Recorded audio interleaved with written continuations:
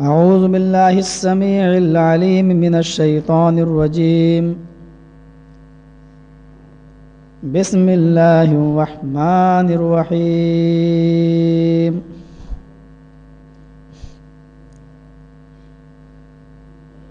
أيحسب الإنسان أن يترك سدى ألم يكن نطفة من مني يمنى ثم كان علقة فخلق فسوى فجعل منه الزوجين الذكر والأنثى أليس ذلك بقادر على أن يحيي الموتى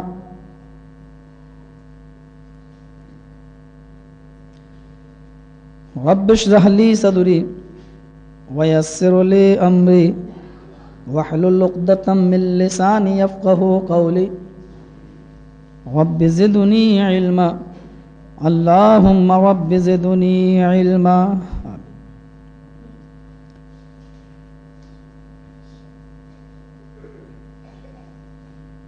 ہر قسم کی تعریف، ساری خوبیاں، ساری بڑائیاں، تسبیح و تحلیل و تکبیر، یہ سب اللہ رب العالمین کے لیے لائق و سزاوار ہے، اور درود و سلام کے بے شمار پھول نچھاور ہوں بالعموم تمام پیغمبروں پر اور بالخصوص جناب محمد الرسول اللہ صلی اللہ علیہ وسلم پر. اللہم صلی وسلم وبارک علیہ.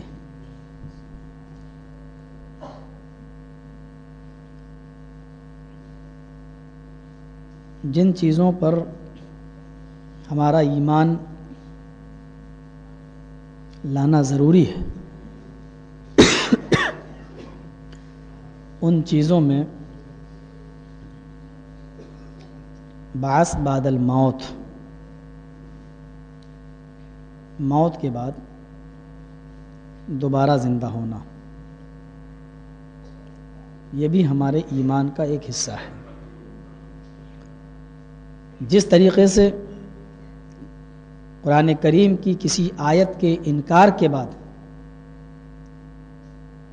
کوئی شخص مومن نہیں رہ سکتا، اسی طریقے سے بعث بعد الموت کا انکار کرنے والا بھی مومن نہیں ہے.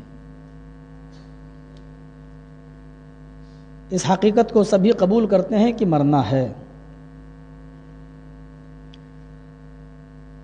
مرنے کے بعد دوبارہ زندہ ہونا ہے. اس سلسلے میں ہمیں مختلف مذاہب مختلف باتیں بتاتے ہیں. اسلام کا نقطہ نظر یہ ہے کہ مرنے کے بعد تم کو دوبارہ زندہ کیا جائے گا اور پھر ایک عدالت قائم ہوگی، اور عادل ذات صرف اللہ رب العالمین کی ہوگی، اور وہ انسانوں کو ان کے عملوں کی پوری جزا یا سزا وہ دے گا. کیونکہ دنیا میں کوئی عدالت انسان کو پوری کی پوری اس کے کرتوتوں کی سزا نہیں دیتی ہے،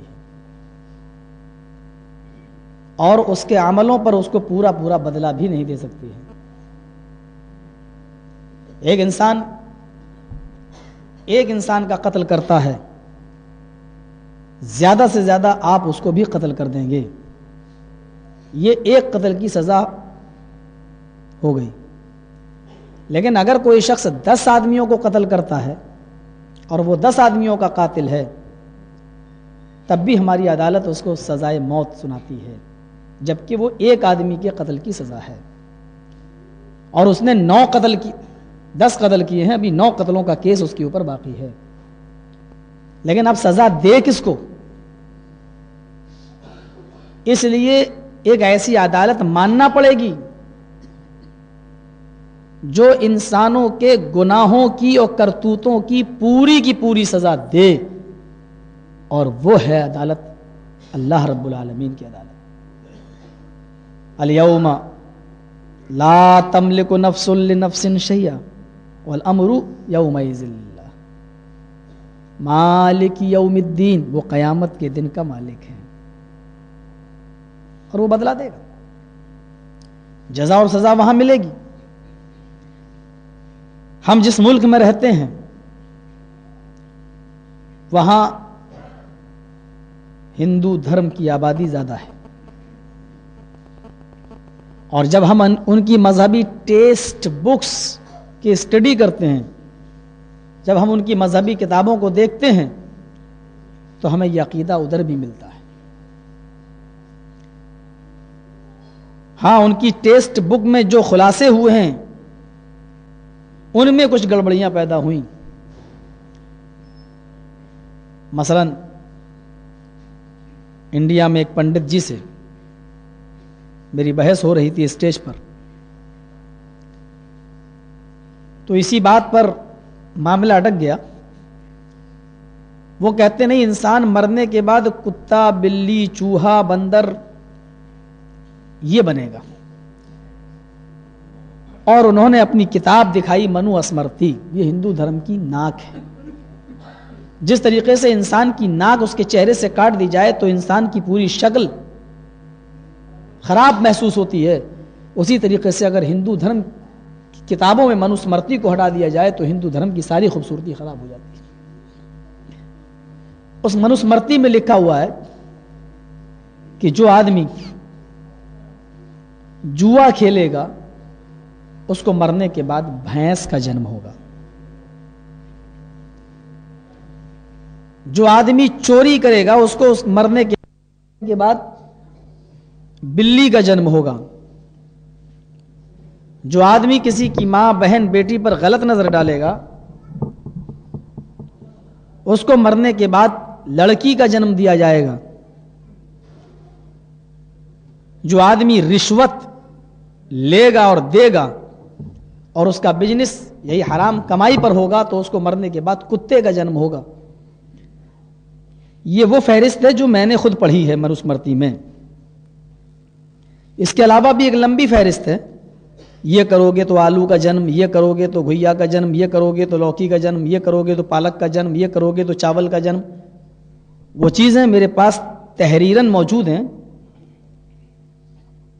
یعنی کوئی بھی چیز جو دنیا میں موجود ہے یہ اس وقت تک پیدا نہیں ہوتی ہے جب تک کہ وہ کوئی کرم کرنے والا اس کا پیدا نہیں ہوتا. تو میں نے اس پنڈت سے کہا تھا کہ پنڈت جی، جو آدمی جوا کھیلے گا تو اس کو بھینس کا جنم ہوگا، یہ آپ کی منو اسمرتی میں لکھا ہوا ہے. کہنے لگے جی. تو میں نے ان سے کہا تو یہ تو ہندو دھرم تو پھر گناہوں پر اکسا رہا ہے، ابھار رہا ہے لوگوں. کیسے؟ میں نے کہا یہ دنیا میں جتنی بھینسیں جو تم ٹہلتے ہوئے گھومتے ہوئے اور جنگلوں میں دیکھ رہے ہو اور گھروں میں دیکھ رہے ہو، اس کا مطلب یہ ہے کہ یہ پہلے مرد تھے، یہ بھی پہلے انسان تھے. جب انہوں نے جوا کھیلا ہوگا تبھی نہ ان کو بھینس کا جنم ہوا ہے.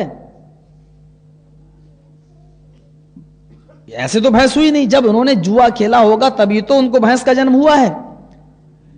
اب اگر دنیا میں کوئی آدمی اگر جوا ہی نہ کھیلے تو اس کا مطلب یہ ہوا کہ پھر بھینس کا جنم ہی نہیں ہوگا.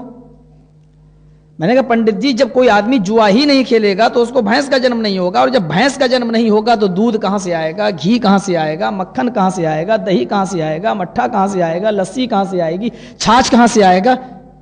یعنی یہ ساری چیزیں اگر کھانا ہے تو جوا کھیلو، یہی نہ مطلب نکلا ہے. تو اب وہ اپنے دانتوں کے نیچے انگلی رکھ لیے، کہتے ہاں بات تو بڑی عجیب. میں نے ان سے کہا کہ چوری کرو گے تو بلی کا جنم ہوگا. یہ بلی، اس کا مطلب یہ سارے انسان تھے پہلے اور انہوں نے چوری کی تھی تب اس کو جنم ہوا ہے، اللہ نے اس کو سزا دی ہے، اس کو بلی بنایا ہے. میں نے کہا اس سے تو اچھی پھر لوکل جیلیں ہیں. بھائی اللہ نے اگر اس کو بلی بنا دیا چوری کی سزا میں تو کون سا بڑا کمال کر دیا. میں نے چوری کی، پولیس نے مجھے پکڑا، جیل میں ڈال دیا، تو پولیس کی جیل تو پھر بھی مضبوط رہی کیونکہ اس نے مجھے جیل میں ڈال دیا. جب تک ہم جیل کی سلاخوں میں بند ہیں تب تک ہم چوری تو نہیں کر رہے ہیں کسی کی. اور اگر مجھے بلی کا جنم دے دیا تو انسان تھے, کسی کا مال چراتے تھے, سونا چاندی الماری توڑی تالا اور نکال کے لے گئے. اور اگر بلی کا جنم اگر مجھے اس چور کی سزا میں دے دیا تو ابھی بھی تو چوری کر رہے ہیں, کسی کا دودھ پی رہے ہیں, کسی کا مرغی کھا رہے ہیں, کسی کا کبوتر چرا رہے ہیں. مرغی بننے کے بعد بھی تو وہ چوری کر رہی ہے. جہاں دیکھا سب کبوتر تنہا ہے حملہ کیا, مرغی تنہا ہے حملہ کیا, کسی کا دودھ لٹکا ہوا ہے, پہنچنے کی طاقت ہے, پہنچ گئی, دودھ پی گئی. تو چوری تو اس کی ابھی بھی برقرار ہے. تو یہ کون سی سزا ہے؟ رشوت لوگے دو گے تو اس آدمی کو کتے کا جنم ہوگا. میں نے کہا یہ تو بڑی عجیب سزا ہے. مجھے لگتا ہے کہ ماروتیوں میں جو انڈیا کے اندر بمبئی اور دلی بڑے بڑے شہروں میں آج کل شان ہے, اس کو اچھا سمجھا جاتا ہے, جو بہت خوبصورت سفید رنگ کا کتا پالتا ہے. اور خاص طور سے لڑکیاں وہاں کی, دائیں بڑھیا بیٹھی ہے, بائیں ماروتی میں گاڑی میں جوان لڑکی بیٹھی ہے, بیچ میں پالتو کتا. میں نے کہا پنڈت جی لگتا ہے یہ کوئی اسٹینڈرڈ نیتا رہا ہوگا, لیڈر. اس نے بہت کھلے عام رشوتیں کھائی ہوں گی, اس لیے اس کو اسٹینڈرڈ کتے کا جنم ملا ہے. پھر میں نے کہا پنڈت جی جب کوئی جرم کرو, بھینس بنو, بکرا بنو, گائے بنو, یہ ساری چیزیں جب بنتے ہیں, انسان جب جرم کرتا ہے تب یہ اس کو سزا دی جاتی ہے. تو آج کے بعد اپنے ایشور سے, اپنے اللہ سے پرارتھنا کرو, دعا مانگو, ہے اللہ مرنے کے بعد مجھے کتا بنا دینا, چوہا بنا دینا, بلی بنا دینا, بھینس اور گائے مت بنا دینا, مرغا مت بنا دینا. اگر بھینس بن گئے تو انڈیا والے نہیں چھوڑیں گے, گائے کا اگر جنم ہو گیا تو پاکستانی اور بنگلہ دیشی نہیں چھوڑیں گے, اور مرغی کا اور مرغے کا جنم تو لینا ہی نہیں کسی قیمت پر, ورنہ ہم جیسے مولوی نہیں چھوڑیں گے تمہیں. کہنے لگا یار بڑی عجیب چیز ہے, ہم لوگ تو کتابوں میں لکھا لیکن ہم لوگ اس کو اتنی گہرائیوں سے نہیں سوچتے ہیں. میں نے کہا سوچو گے کہاں, عقلوں پہ پتھر پڑ گئے, عقلوں پہ پتھر. لڑکی کسی کی ماں بہن بیٹی پر غلط نظر ڈالو گے تو تم مرنے کے بعد تمہیں لڑکی کا جنم دیا جائے گا. یعنی جتنی بھی عورتیں دنیا میں, یہ سب پہلے مرد تھے, انہوں نے کسی کی ماں بہن بیٹی کو دیکھا ہوگا تب ان کو لڑکی کا جنم ملا.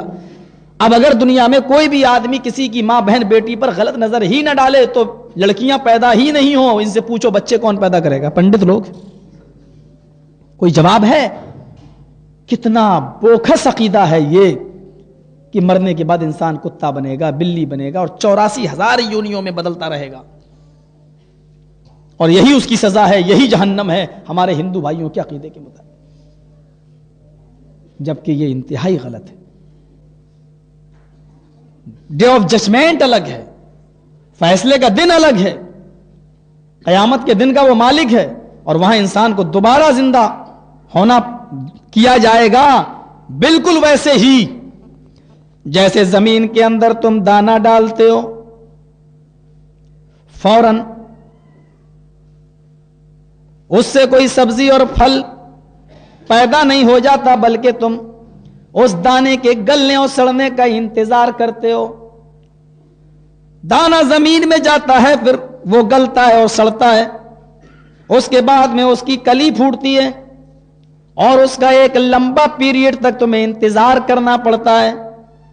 اس کے بعد میں پھر وہ پھلدار درخت بن جاتا ہے. ایک دانہ تم نے زمین میں ڈالا, آج اس دانے سے نہ جانے کتنے دانے پیدا ہو رہے ہیں. ایک پھل کا بیج تم نے زمین میں ڈالا تھا, ایک لمبے پیریڈ کے انتظار کے بعد اس کے اندر اب بہت سے پھل لگنے لگے. ایسے ہی ایک آدمی زمین کو کھود رہا تھا. پنڈت نے پوچھا یہ کیا کر رہے ہو؟ کہا اس کے اندر آدمی کو دفن کروں گا. کیا ہوگا؟ کہا یہ آدمی بھی مرنے کے بعد پھل دے گا, دوبارہ زندہ ہوگا. مٹی اس کے اوپر ڈال دی گئی. کہا دوبارہ کہاں زندہ ہو رہا ہے؟ کہا رے بھائی اس کو ایک پیریڈ پورا کرنے دو, ایک زمانہ پورا کرنے دو. یہ ابھی مٹی میں گیا ہے, اس کی ہڈیاں بھی سڑیں گی, گلیں گی, اور اس کا وجود کا پتہ نہ چلے گا, مٹی میں مل جائے گا. جس طرح ایک دانے سے 70 اور 100 دانے پیدا ہوتے ہیں, اسی طریقے سے ایک قبر سے 70 مردے نکلیں گے. جس طریقے سے سیب کا دانہ زمین میں ڈالتے ہو اور ایک پیریڈ پورا ہونے کے بعد سیب ہی کی شکل میں پھلاتے ہیں، بیر کی گڈلی زمین میں ڈالتے ہو تو اس سے بیر پیدا ہوتے ہیں، کھجور کی گڈلی زمین میں ڈالتے ہو تو اس سے کھجور پیدا ہوتے ہیں، بالکل اسی طریقے سے جب انسان کو تم زمین کے اندر دفن کرو گے تو اس سے کتا بلی چوہا پیدا نہیں ہوگا بلکہ انسان ہی پیدا ہوگا۔ یہ اس کا سائنٹیفک نظریہ ہے۔ جس طریقے سے سیب سے امرود اور امرود سے انگور اور انگور سے آم پیدا نہیں ہوتا ہے، اسی طریقے سے ایک انسان کی لاش کو زمین میں ڈالنے سے کتا بلی چوہا بندر چھچوندر پیدا نہیں ہوگا۔ یہ ایک سائنٹیفک نظریہ ہے کہ ہم انسان کو دوبارہ زندہ کریں گے۔ یہ ریڑھ کی ہڈی، اس ریڑھ کی ہڈی کے اندر ایک باریک پوائنٹ ہوتا ہے ذرہ، جس کو زمین گلا نہیں سکتی، آگ جلا نہیں سکتی، اور سمندر کے اندر وہ پوائنٹ، وہ ذرہ کبھی گل نہیں سکتا۔ قیامت کے دن اللہ رب العالمین اسی پوائنٹ سے، اسی ذرے سے ہر انسان کی تخلیق کرے گا، ہر انسان کو دوبارہ پیدا کرے گا۔ قرآن اس کا نقشہ اس انداز سے کھینچتا ہے، اَيَحْسَبُ الْإِنسَانُ أَن يُتْرَكَ سُدًى أَلَمْ يَكُن نُطْفَةً مِّن مَّنِيٍّ يُمْنَىٰ ثُمَّ كَانَ عَلَقَةً فَخَلَقَ فَسَوَّىٰ فَجَعَلَ مِنْهُ الزَّوْجَيْنِ الذَّكَرَ وَالْأُنثَىٰ أَلَيْسَ ذَلِكَ بِقَادِرٍ عَلَىٰ أَن يُحْيِيَ الْمَوْتَىٰ۔ کیا انسان نے یہ سوچ رکھا ہے، کیا انسان نے یہ گمان کر رکھا ہے کہ اس کو بغیر حساب و کتاب کے ہم یوں ہی چھوڑ دیں گے؟ اَيَحْسَبُ الْإِنسَانُ أَن يُتْرَكَ سُدًى، کیا انسان نے یہ تصور کر رکھا ہے کہ ہم اس کو بغیر حساب و کتاب کے یوں ہی چھوڑ دیں گے؟ ہرگز نہیں۔ أَلَمْ يَكُن نُطْفَةً مِّن مَّنِيٍّ يُمْنَىٰ، کیا وہ شروع میں حقیر و ذلیل پانی کا قطرہ نہ تھا؟ یمنا جو ڈالا گیا، ٹپکایا گیا، جو پہنچایا گیا رحم مادر تک، جو عورت کے رحم تک پہنچایا گیا۔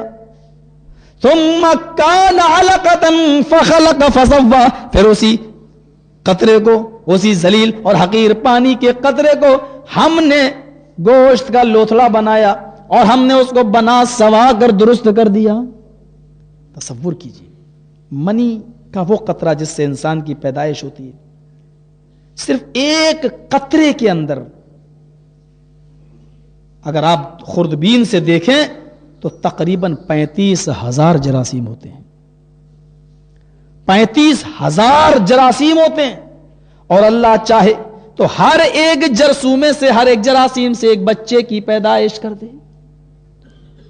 ایک ہی جراثیم کام کرتا ہے، بہت کم لوگ ہیں جن کو دو بچے جڑواں ہوتے ہیں، اور کبھی کبھی قدرت کا کرشمہ ہوتا ہے تو 12 بچے بھی ایک ساتھ ہو جاتے ہیں۔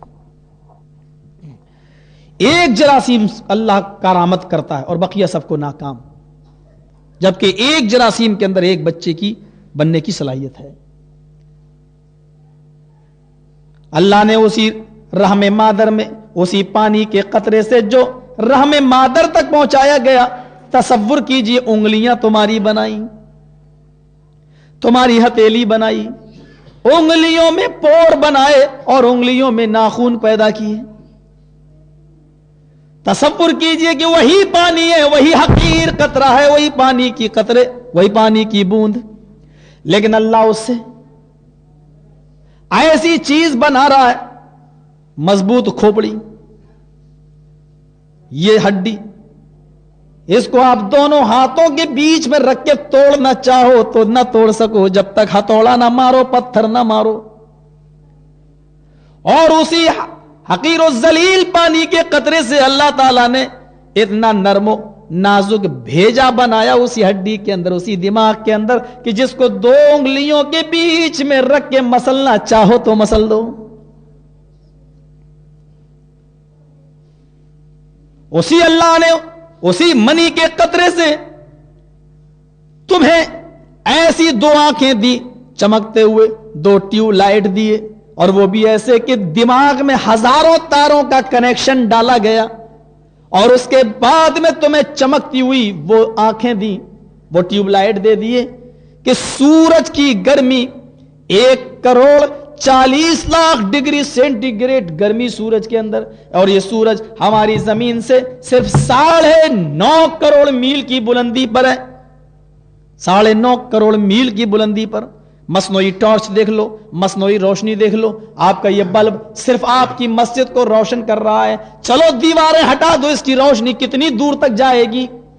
मसनोई टॉर्च ले लो, ज्यादा से ज्यादा 500 मीटर, हद है 1 किलोमीटर तक जाएगी। लेकिन हमने तुम्हें 2 ऐसे ट्यूबलाइट दिए हैं, आंखें दी हैं कि अगर तुम इन आंखों से देखना चाहो तो 1 सेकंड के अंदर 9.5 करोड़ मील की बुलंदी पर सूरज को का दीदार कर लेती हैं।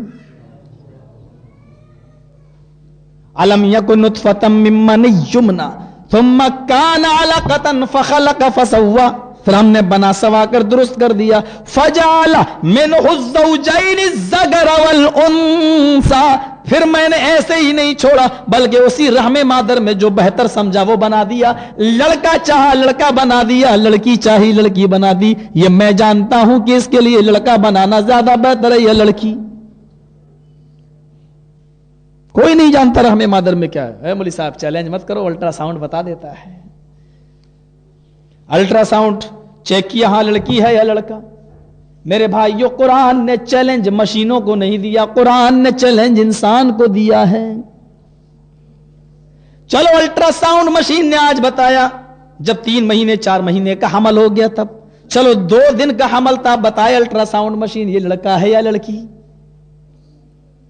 शादी हो गई, मियां बीवी, मर्द औरत दोनों मिले, वजूद ठहर गए, चलो बता दिया।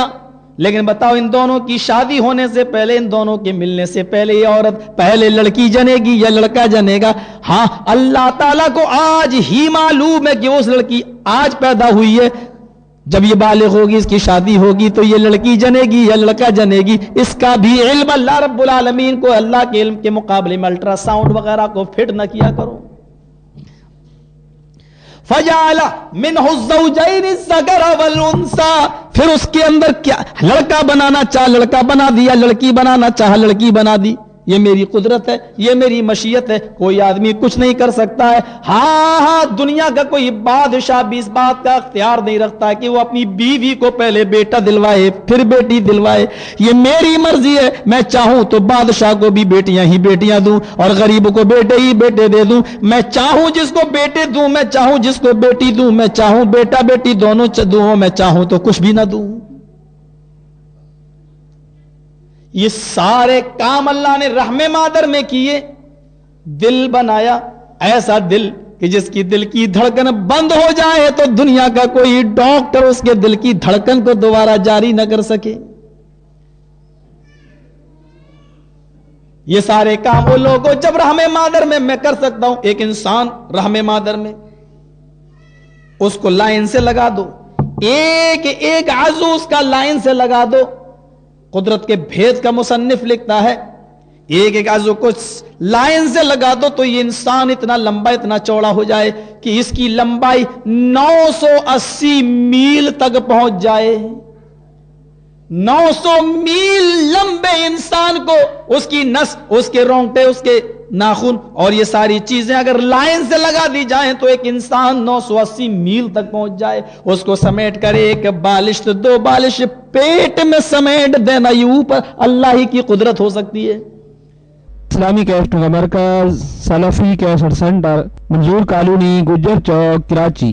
कहा ओ लोगों, ये सारे काम जब मैं पहली मर्तबा रहमे मादर में कर सकता हूं तो फिर ये क्यों कहते हो कि मरने के बाद इंसान दोबारा जिंदा नहीं हो सकता? या अल्लाह नहीं, अलैसा ज़ालिका बिक़ादिरिन अला अन युह्यिल मौता। ये तमाम काम करने के बाद फिर अल्लाह कहता है, ओ लोगों, जब पहली बार ये मैं रहमे मादर में कर सकता हूं तो तुम ही बताओ, क्या वो इस बात पर कादिर नहीं है कि इंसान को दोबारा जिंदा कर दे, दोबारा बना दे? ये माइक है, चलो मैंने मेहनत करके पहली मर्तबा बनाया है। मेरे लिए कोई काम मुश्किल लग रहा पहली बार, भाई पहली बार बना रहा हूं तो मुश्किल है, और जब मैंने एक बार बना लिया तो बताओ दोबारा बनाने में हमारे लिए आसानी है या मुश्किल है? और आसानी है। अल्लाह कहता मेरे लिए तो पहली बार भी मुश्किल नहीं था, फिर दोबारा पैदा करना और दोबारा तुमको तखलीक देना या दोबारा तुम्हारे आज़ू को इधर उधर से इकट्ठा करके उड़ा दे, इकट्ठा करके बना देना, ये मेरे लिए कौन सा मुश्किल है? जब तुम वजूद ही में नहीं थे तो हम वजूद में लाए, اور تمہارے مرنے کے بعد تمہارا وجود تو ہے. ارے ہڈیاں چلو سڑ گئیں لیکن ہے تو اسی زمین پر. چلو تمہاری جسم کا پتہ نہ چلا, سمندر میں مچھلیاں کھا گئیں, ارے مچھلیوں نے بھی تو لیٹرین بنا کے نکالا. ہو تو تمہارا وجود ہے تو اسی دنیا میں. جب تم آدم وجود میں تھے تو ہم وجود میں لائے, اور جب وجود میں ہو تو تم اکٹھا ہم کیوں نہیں کر سکتے؟ بڑا عجیب سا مسئلہ ہے, اور اس کو آج کی سائنس نے بہت آسان کر دیا سمجھنا. اے مولوی صاحب, سمندر میں ہماری بھی ہڈیاں ہیں, کتوں کی بھی ہیں, گدھوں کی بھی ہیں, جانوروں کی بھی ہیں, ہندوؤں کی, مسلمانوں کی, سکھوں کی, عیسائیوں کی. قیامت کے دن اللہ الگ کیسے کرے گا ہر انسان کی ہڈی کو, جبکہ مل چکی ہیں ہماری ہڈیاں جانوروں کی ہڈیوں کے ساتھ, خلط ملط ہو چکی ہیں. پھر اللہ چھانٹے گا کیسے؟ کتے کی, گدھے کی, جانوروں کی, انسانوں کی, پرندوں کی, درندوں کی ہڈیاں مل چکی ہیں. ایک سری لنکا میں پہنچ چکی ہے پانی کے ذریعے, اور دوسری بہہ کر چلی گئی ہے بمبئی کے سمندر میں. اللہ کیسے جمع کرے گا؟ میرے پیارے ساتھیوں, اللہ کے لیے کوئی کام مشکل نہیں. سائنٹسٹ لوگوں نے ریڈیو بنایا. یہ ریڈیو کیا ہے؟ میں بول رہا ہوں, آپ بھی بول رہے ہیں, مجھ سے پہلے بھی مولانا تقریر کر رہے تھے, ان کی بھی تقریر ہوئی, آواز تو اسی فضا میں ہے, میری بھی ہے, ان کی بھی ہے. آپ نے نماز پڑھی, آپ نے آمین کہا ہوگا. کتنے لوگوں کی آوازیں اسی فضا میں ہیں. ہاں, نیتاؤں کی, لیڈروں کی اسپیچیں بھی ہیں. یہ الگ بات ہے کہ پارٹیاں الگ الگ ہوں, سب کی اسپیچوں کی آواز بھی اسی فضا میں ہے. بھینسیں بھی چیخ رہی, گدھے بھی چلا رہے ہیں, گھوڑے بھی ہننا رہے ہیں, بکریاں بھی ممیا رہی ہیں, سب کی آوازیں اسی فضا میں. خلط ملط ہو چکی ہیں, میلے ٹھیلوں کی, ٹرینوں کی, بسوں کی, ماروتیوں کی, گاڑیوں کی, ساری آوازیں اسی فضا میں خلط ملط ہو چکی ہیں. لیکن ریڈیو میں لگا ہوا چمبک, ریڈیو میں لگا ہوا مقناطیس, اگر ہماری مخلوط آوازوں میں سے پرویز مشرف کی آواز کو نکالنا چاہے تو وہ آواز تمام آوازوں سے دامن کو بچاتے ہوئے, تمام آوازوں سے رشتے ناتے توڑتے ہوئے ریڈیو کا چمبک اس کو کھینچ لیتا ہے اور آپ کو سنا دیتا ہے کہ آپ اسلام آباد سے یہ فلاں پرویز مشرف کی اسپیچ تھی جو آپ سن رہے تھے. جب ایک آواز تمام آوازوں سے دامن بچا سکتی ہے, اور سائنٹسٹ ایسی مشین بنا سکتے ہیں کہ ایک آواز تمام آوازوں سے نکال لے, تو کیا اللہ رب العالمین جنہوں نے سائنٹسٹ کو عقل دی ہے, جو اللہ نے اسی کو عقل دی ہے, جب اللہ کی دی ہوئی عقل سے وہ یہ چیز بنا سکتا ہے, تو وہ عقلوں کے بانٹنے والی ذات کے پاس کیا ایسا آلہ نہیں ہے کہ وہ ہر انسان کی اور جانوروں کی ہڈیوں کو الگ الگ جمع کر دے اور کھینچ کے الگ الگ کر دے؟ میرے بھائیو, اس چیز نے تو ہمارے ایمان کو اور زیادہ آسان کر دیا. سائنسدانوں, تم چیزیں ایجاد کرتے رہو اسلام کو نقصان پہنچانے کے لیے, لیکن اللہ کی قسم تم جتنی چیزیں پیدا کرو گے ہمارے ایمان میں اور اضافہ ہوتا جائے گا. قیامت کے دن یہ کیسے اللہ حساب و کتاب لے گا؟ نیکیاں تولی نہیں جاتی, برائیاں تولی نہیں جاتی, اور حدیث میں آتا ہے, قرآن میں آتا ہے کہ نیکیاں تولی جائیں گی, برائیاں تولی جائیں گی. نیکیوں کا پلڑا جھک گیا تو لوگ جنتی, برائیوں کا جھک گیا تو لوگ جہنمی. تولی کیسے جائیں؟ ارے ہم نے نماز پڑھی, ہمیں ثواب دکھا نہیں تو تولا کیسے جائے گا؟ کتنی بڑی بیوقوفی کہ یہ سوالات تھے جو سوامی دیانند سرسوتی نے لگائے, اور اب تو امریکہ سے بھی اعتراضات اٹھ رہے ہیں, لیکن انہوں نے غور نہیں کیا کہ آج ٹیلی ویژن پر موسم کی جانکاری ملتی ہے. آج کراچی میں اتنی گرمی پڑی, آج کراچی میں اتنی سردی پڑی, آج فلاں جگہ اتنی گرمی اتنی سردی. ارے گرمی اور سردی بھی تو دکھائی نہیں دیتی, لیکن ڈگری سیلسیس میں کیسے آ جاتی ہے؟ چلو تمہارے گھروں میں گیس جل رہی ہے, یہ گیس بھی تو دکھائی نہیں دیتی, لیکن میٹر میں گیس کا وزن ہو کے آ جاتا ہے کہ تم نے اتنی گیس ختم کی ہے, چلو اتنا بل دے دو. بجلی کا کرنٹ بھی تو تم نے دیکھا نہیں ہے, چھو کر تمہیں احساس نہیں ہے, لیکن بجلی کتنی خرچ کرتے ہو اس کی ریڈنگ آ جاتی ہے, چلو اتنا بل دو, اتنی بجلی تم نے خرچ کی ہے. جو چیز دکھائی نہیں دے رہی اور سائنٹسٹ ایسی چیزیں بنا چکے ہیں, تو اللہ کی دی ہوئی عقل سے تم یہ چیزیں بنا سکتے ہو, تو کیا وہ اللہ رب العالمین نیکیوں اور برائیوں کو تول نہیں سکتا ہے؟ کیا اس کا وزن نہیں کر سکتا ہے؟ یہ چیزیں بہت آسان ہو گئی ہیں, اور ان چیزوں نے اسلام کو سمجھنے میں بہت مدد کی ہے. لیکن ہر چیز مطلب نیکی کی تو جنت, یہ کب ملے گا ہمیں بدلا؟ ارے ہر چیز اپنے ٹھکانے پہ ملتی ہے. جوتے والے کی دکان پہ جاؤ, کہہ دو 2 کلو پیاز دو, کیا کرے گا؟ ہٹ, یہ پیاز کی دکان نہیں ہے.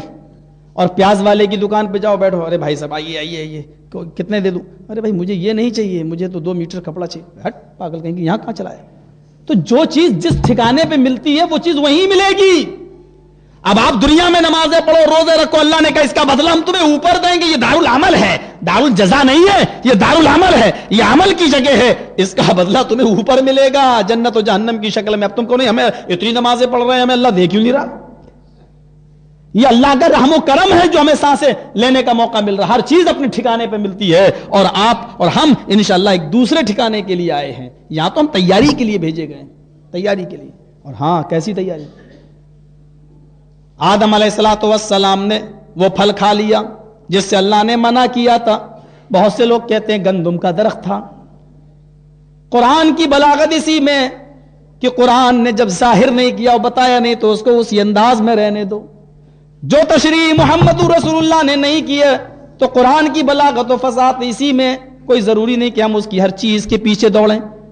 الف لام میم جب اللہ نے نہیں بتایا, نبی نے نہیں بتایا, کوئی ضرورت نہیں ہے اس کے پیچھے ہاتھ دھو کے پڑھنے کی. بس ہمارا ایمان ہے قرآن کی آیت ہے, اللہ نے اس کا معنی نہیں بتایا, مطلب نہیں بتایا, تو ہم کیوں اس کے اندر غور کریں کہ الف سے یہ ہو سکتا ہے, لام سے یہ ہو سکتا ہے. وَلَا تَقْرَبَا هَٰذِهِ الشَّجَرَةَ, اے آدم و حوا تم دونوں اس درخت کے قریب نہ جانا. قرآن نے صرف درخت کہا ہے, ہمیں نہیں معلوم کہ وہ کس چیز کا درخت تھا, اللہ بہتر جانے. وہ پھل کھا لیا جس سے منع کیا تھا, جنتی لباس اتر گیا, پتوں سے جسم چھپایا, نکلو دنیا میں بھیجا.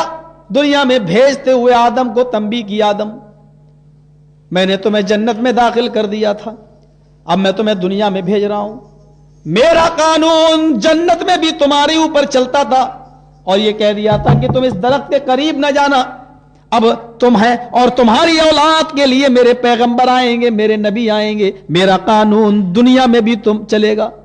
میں تمہیں ایک اور مہلت دے رہا ہوں, ایک چانس میں تمہیں اور دے رہا ہوں. اگر تم اور تمہاری اولاد میرے نبیوں کے بتائے ہوئے, رسولوں کے بتائے ہوئے طریقے پر چلی تو تم کو اور تمہاری اولاد کو پھر ہم وہ جگہ دے دیں گے جس جگہ سے ہم تمہیں نکال رہے ہیں. اگر تم اور تمہاری اولاد نے دنیا میں بھی اسی شیطان کی پیروی کی جس طریقے سے تم نے جنت میں کر لی, تو یاد رکھو تمہارا ٹھکانہ جنت نہیں ہوگا, اور دنیا میں بھی ہمیشہ نہیں رہنا, بلکہ تم کو ایک ایسے ٹھکانے میں بھیج دیں گے تمہاری اولاد کو جس کا نام عذاب علیم ہے, جس کا نام عذاب جہنم, اور جس کا نام عذاب عظیم ہے. اس وہ ٹھکانہ ہوگا. میرے بھائیو, اللہ کسی سے نہیں ڈرتا, اور وہ نبیوں کو بھی وارننگ دے دیتا ہے, یہاں تک کہ اس نے جناب محمد رسول اللہ تک کو وارننگ دے دی, لئن اشرکت لیحبطن عملک لتکونن من الخاسرین. اے محمد میرے بعد اگر دوسرا مقام و درجہ اگر کسی کا ہے تو آپ کا ہے, آپ کا درجہ میرے بعد سب سے بلند ہے, لیکن اگر آپ نے بھی شرک کیا تو آپ کے عمل بھی برباد ہو جائیں گے, اور آپ بھی خسارہ اٹھانے والوں میں سے ہو جائیں گے. نبی کو بھی نہیں چھوڑا, لئن اشرکت لیحبطن عملک, اگر آپ نے شرک کیا تو آپ کے سارے عمل برباد ہو جائیں گے. پتہ یہ چلا کہ شرک کی سب سے بڑی خوبی یہ ہے کہ وہ عمل برباد کر دیتی ہے. پڑھتے رہو نمازیں, ٹھونکتے رہو سجدوں پہ سجدے, لیکن اگر اس کے ساتھ شرک نہیں چھوٹا تو عمل کی بربادی. اور اے نبی تو نے شرک کیا تو تیرے عمل برباد. جب نبی کے عمل شرک کے بعد نہیں ٹھہر سکتے تو ہمارے عملوں کی اوقات کیا ہے؟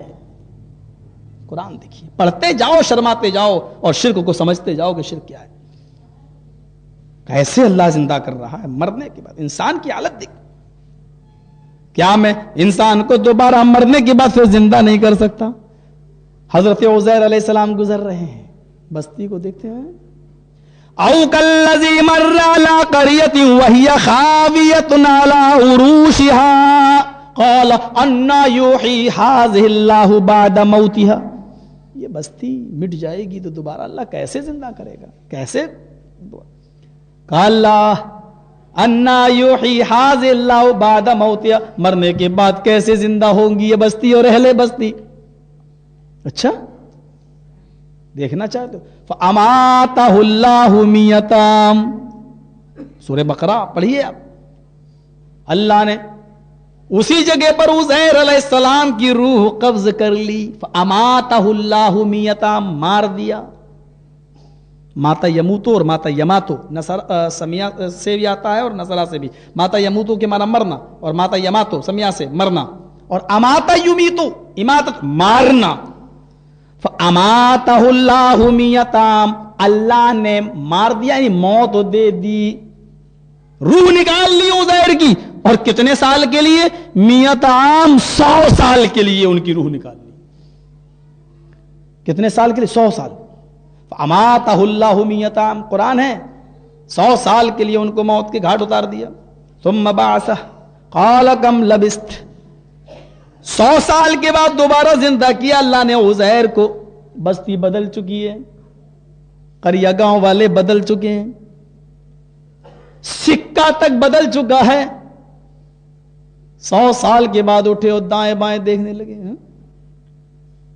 اللہ نے سوال کیا قال کم لبثت، اے عزیر دنیا میں تم کتنے دن مرے، کتنے دن ٹھہرے، کتنے دن تم روح تمہاری نکل گئی، کتنے دن تم دنیا میں تمہیں موت آئی، کتنے دن ٹھہرے؟ عزیر علیہ السلام کا جواب دیکھیے، قال لبثت یوما او بعد یوم، اے اللہ ایک دن یا اس سے کچھ کم. عزیر کو ہوش ہی نہیں میں کتنے دن تک مرا رہا، کتنے دن تک غائب رہا. کیا کہتے ہیں؟ قال لبثت یوما او بعد یوم، اے اللہ ایک دن یا اس سے بھی کچھ کم، او بعد یوم یا دن کا کچھ حصہ. قال بل لبثت مئۃ عام، اے عزیر تمہارا جواب غلط ہے، تم ایک دن نہیں، آدھا دن نہیں، بلکہ پورے 100 سال تک مرے رہے، 100 سال تک تم غائب رہے. 100 سال. قرآن کی آیت بھی ہمیں اس بات کی طرف اشارہ کر رہی ہے کہ مرنے کے بعد کسی کو علم نہیں ہوتا ہے، وہ مر گیا تو مر گیا. لوگ تو کہتے ہیں مرے ہی نہیں ہیں، مر بھی گئے تو زندہ ہے ابھی بھی. وہ ہماری آنکھوں سے پردہ کر گئے. ایک سے پوچھا یار پردہ کر گئے، میں نے کہا یہ پردہ سے نکلیں گے کب؟ ارے ہٹ پردہ کر گئے. میں نے کہا ارے بھائی میں وہی تو پوچھ رہا ہوں کہ پردے سے نکلیں گے کب، میں کچھ پوچھنا چاہتا ہوں. ابے ہٹ پردہ کر گئے کا مطلب یہ ہے کہ وہ میری اس دنیا سے پردہ کر گئے. میں نے اس دنیا سے پردہ کر گئے، اس کا مطلب دوسری دنیا میں پہنچ گئے. ارے نہیں یار وہ اسی دنیا میں ہے لیکن پردہ کر گئے. میں نے پھر تو وہیں آ گیا، اس دنیا میں ہے اور پردہ کر گئے تو کب آئیں گے؟ پردہ ہمارے یہاں عورتیں کرتی ہیں، تمہارے یہاں نبی پردہ کر رہے ہیں، سمجھ میں نہیں آ رہا. کہا ہے پاگل ہو، مطلب یہ ہے کہ وہ اس دنیا میں زندہ نہیں ہے، وہ اس دنیا سے گزر گئے. میں نے کہا ارے یار اتنی لمبی چوڑی کیوں کہہ رہا ہے، یہ صاف کیوں نہیں کہہ دیتا ہے کہ وہ اس دنیا سے گزر گئے؟ ارے گزر گئے کا مطلب پردہ کر گئے. میں نے کہا پھر تو وہیں آ رہا پردہ کر گئے. چارہ نہیں ہے، کوئی چارہ نہیں ہے، کہے بغیر پردہ کر گئے. چلو پردہ ہوتا کیا ہے؟ یہ میرے آنکھوں کے سامنے آپ نے پردہ ڈال دیا، مطلب یہ کہ تم میری آنکھوں کے سامنے نہیں ہو. وہ کس چیز سے پردہ کر گئے؟ اپنی زندگی سے پردہ کر گئے، تو مطلب یہ ہوا کہ وہ دوسری زندگی یعنی برزخی زندگی میں پہنچ گئے. دنیا سے پردہ کر گئے تو اس کا مطلب یہ کہ وہ ہماری اس دنیا میں نہیں ہے، دوسری دنیا میں پہنچ گئے. ارے کچھ تو کہو کہ وہ پردہ کر گئے، کس سے کر گئے؟ وہ لوگوں شاندار الفاظ میں کچھ بھی کہہ لو نبی کو کہ وہ پردہ کر گئے، وہ ہماری نظروں سے اوجھل ہو گئے، وہ یہ ہو گئے، وہ یہ ہو گئے. حقیقت یہ ہے کہ محمد رسول اللہ صلی اللہ علیہ وسلم اس دنیا میں موجود نہیں ہے.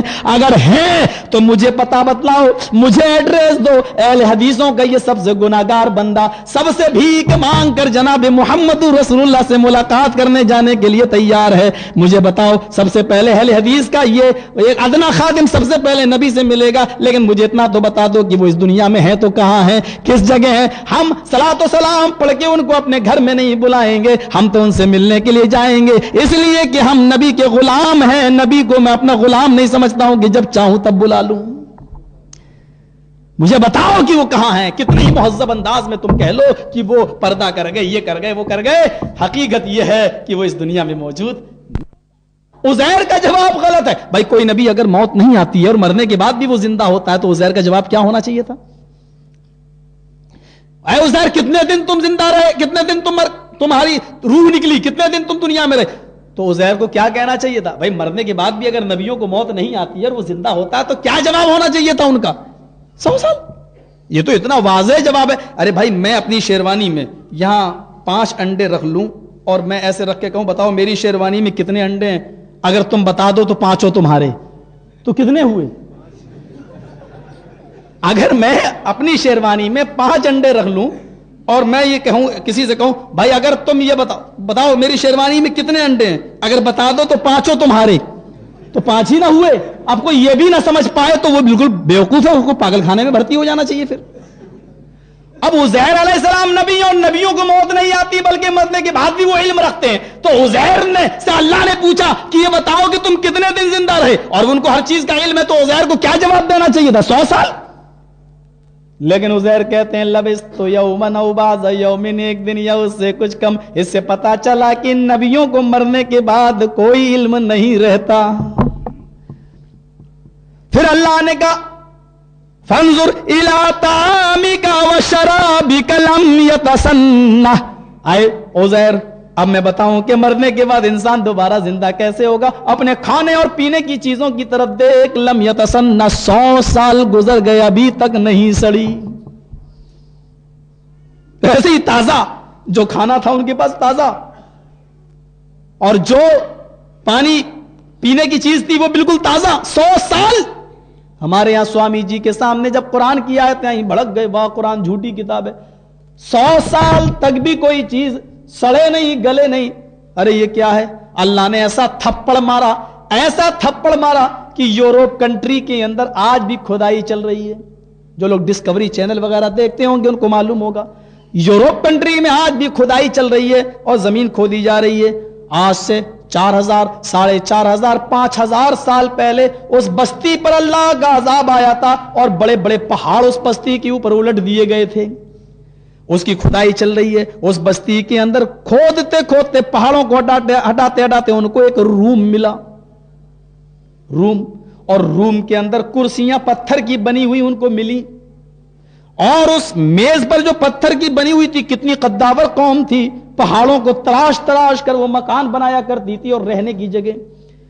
عذاب آیا تو وہ بستی اس پر الٹ گئی, پہاڑ گر گئے, مکان ڈھک گیا. اس کو کھودا, مکان نکلا, میز ملی, اور میز کے اوپر شراب کی بوتل اور ایک بوائل انڈا, ابلا ہوا انڈا ملا, اور گوشت بھی ملا.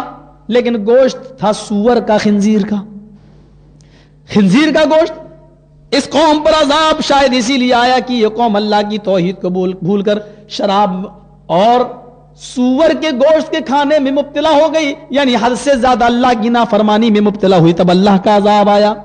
شراب بھی خراب نہیں ہوئی, انڈا بھی خراب نہیں ہوا, اور نان روٹی ملی, نان روٹی تندوری روٹی, نان روٹی لکھی ہوئی ملی, اور سور کا گوشت بھی تازہ, بوائل انڈا بھی تازہ, اور شراب بھی خراب نہیں ہوئی. یہ ساری چیزیں تازہ ملی. 5000 سال, 4500 سال سے ابھی تک گلی نہیں, سڑی نہیں. یہ کل کی بات ہے, پرسوں کی بات, یعنی 1-2 سال پہلے کی بات میں بتلا رہا ہوں. وہ یورپ کنٹری کی آج بھی کھدائی چل رہی ہے, اور یہ منظر ان کو دکھائی دیا کہ انڈا سڑا نہیں 5000 سال سے, روٹی سڑی نہیں, گوشت سڑا نہیں. جب 5000 سال کا کھانا محفوظ رہ سکتا ہے تو اللہ کے لیے 100 سال تک کسی کھانے کی حفاظت کرنا کون سا بڑا مشکل کام ہے. میرے بھائیوں کا فانظر الی طعامک وشرابک لم یتسنہ. اے عزیر, اپنے کھانے اور پینے کی چیز کی طرف دیکھ, یہ سڑی نہیں, گلی نہیں. اچھا, وانظر الی حمارک, اب اپنے گدھے کی طرف دیکھ. ہم عقل مندوں کے لیے ایک نشانیاں دے دیتے ہیں. اب دیکھ ہم اس گدھے کے اندر کس طریقے سے اس کو زندہ کرتے ہیں. گدھے کی طرف دیکھا, وجود ہی نہیں, ہڈیاں اکٹھی کی, سر اکٹھا کیا, آنکھیں آئیں, سارے اعضاء آئے.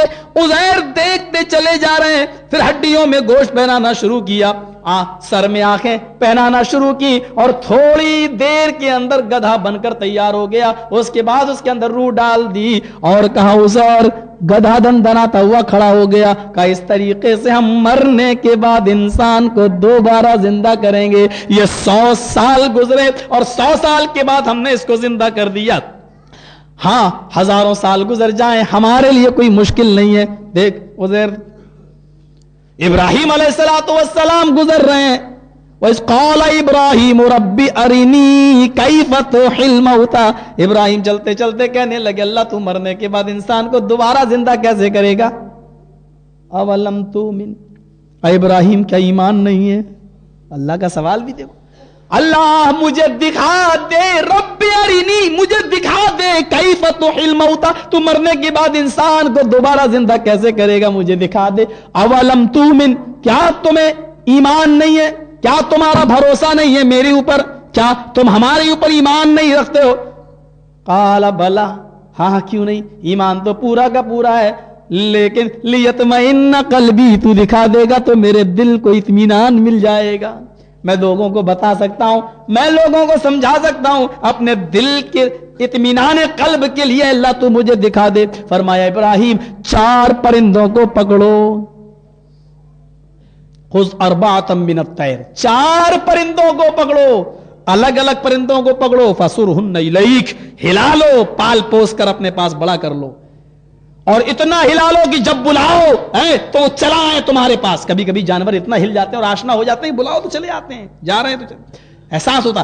اتنا ان کو ہلا لو اپنے پاس کہ وہ تمہاری آواز سے آشنا ہو جائیں, اور جب بلاؤ تو وہ دوڑتے ہوئے چلے آئیں. اچھا ہلا لیا,